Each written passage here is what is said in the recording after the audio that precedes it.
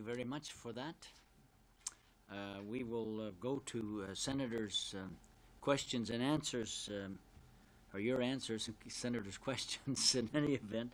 I'll start with Senator Gerstein, who is the Deputy Chair of the committee from Toronto. Thank you very much, Mr. Chair, and thank you, witnesses, for appearing before us. Mr. Vassos, I noted in your bio, and as you mentioned, that you are a former business ambassador for the Ontario government, and you're currently an ambassador for the Greater Toronto Marketing Alliance. Now, in your comments, you stated that every dollar consumers spend is their vote. And I would suspect that I might interpret that to mean that perhaps you're an ambassador for retailers on the other side of the border.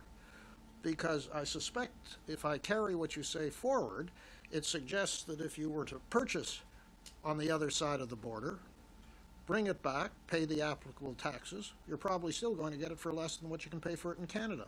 And I suspect this is exacerbated today by virtue of the fact when we talked about cross-border shopping 20 years ago, you were really talking about those of the communities that were very close to the border, such as in Mr. Runciman's area, Senator Runciman's area. Today, with the internet, it doesn't matter where you are in Canada, you can take advantage of cross-border shopping. Could you comment on that, please? Yeah, I mean, consumers do have that power, one vote, $1.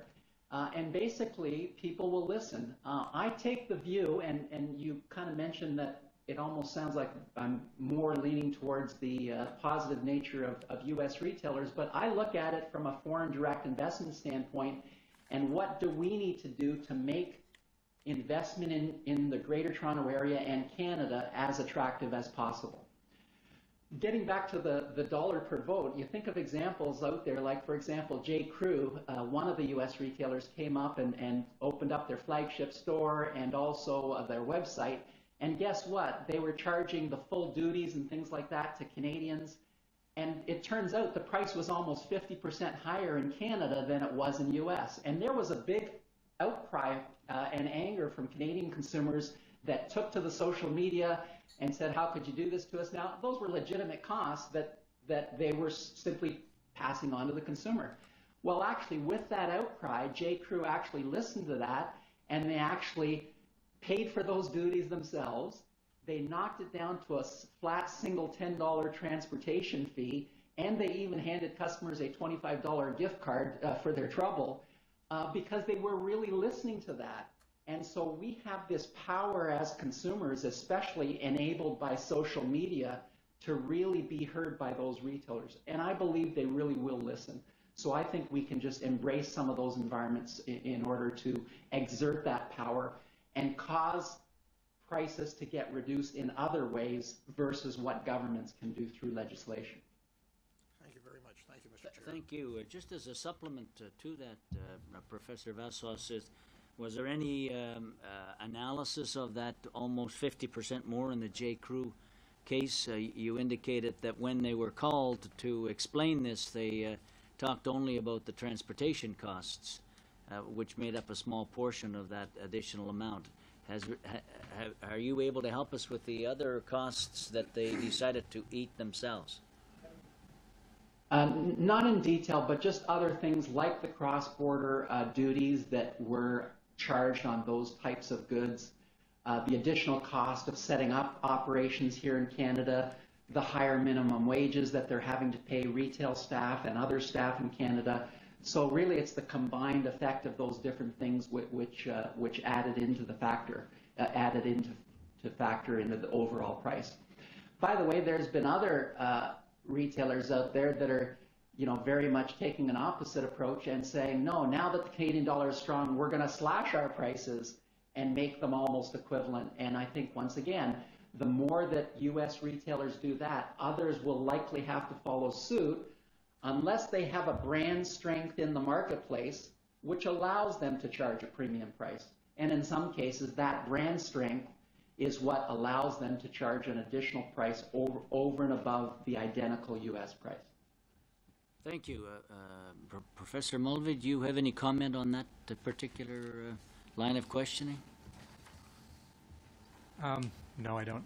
Okay, that's fine. I'll go on to the Next, Senator Finlay, senator from Ontario South Shore. South Coast. Coast Shore, coast. Sorry. Coast to coast to coast to coast.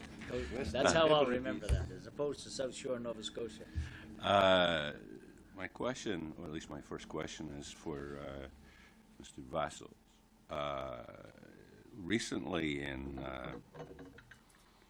an article or an interview with the Toronto Sun, you mentioned that labor costs are a fairly significant contributor to the cost differential between Canada and the United States. See that at several levels. One might be at the manufacturing level itself. Second would probably be the labor costs involved in transportation. And the third one, obviously, would be the retail operations. Just how big a factor is this in cost generally between products on both sides of the border?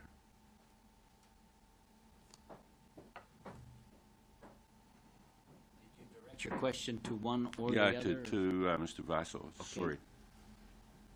Yes.